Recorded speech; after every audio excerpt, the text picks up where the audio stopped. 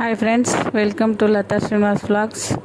చాలా రోజుల తర్వాత ఒక చిన్న బ్లాగ్ పెడుతున్నాను. స్వర్ణగిరి ఇది.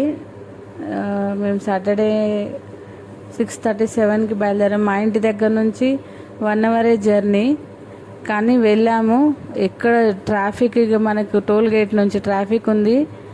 అందరు స్వర్ణగిరికి వచ్చేవాళ్ళే.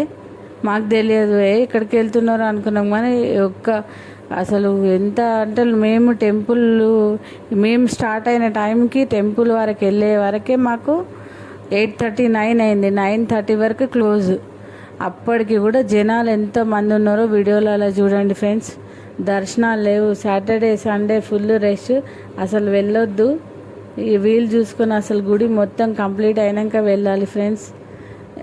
చిన్న వీడియో అయితే చూడండి, క్రౌడ్ ఎట్లుందో. బాగుంది టెంపుల్, కానీ చూసి కొంచెం మంచిగా ఆనందించేటట్టుగా లేదు. అంత ఆ క్రౌడ్కి, ఆ క్రష్లో మేము చిన్న పాపను తీసుకొని వెళ్ళినాము. అందులో గుడి ఎంత బాగుందో, రష్ అంత ఉన్నారు. చూడండి ఫ్రెండ్స్, బాగుంది. కానీ గుడి కంప్లీట్ అయితే మాత్రం సూపర్ ఉంటుంది. ఇంకా లోపల దర్శనానికైతే ఇంకా తిరుపతి కంటే ఘోరం అంతమంది.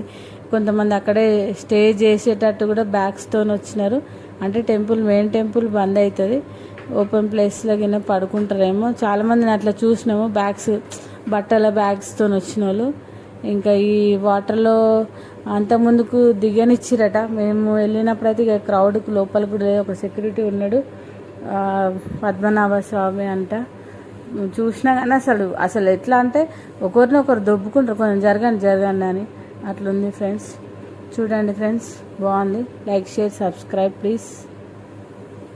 Thank you.